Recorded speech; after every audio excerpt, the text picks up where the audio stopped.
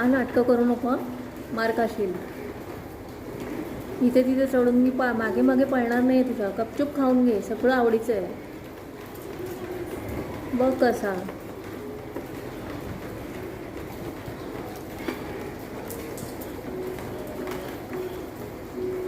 खाणार आहेस तर खा.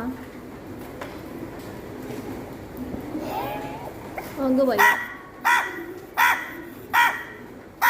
अजून कोणाला बोलवतोयस? असं ना, हे शाणं बाळ आहे माझं. शाणं आहे ना तू? मग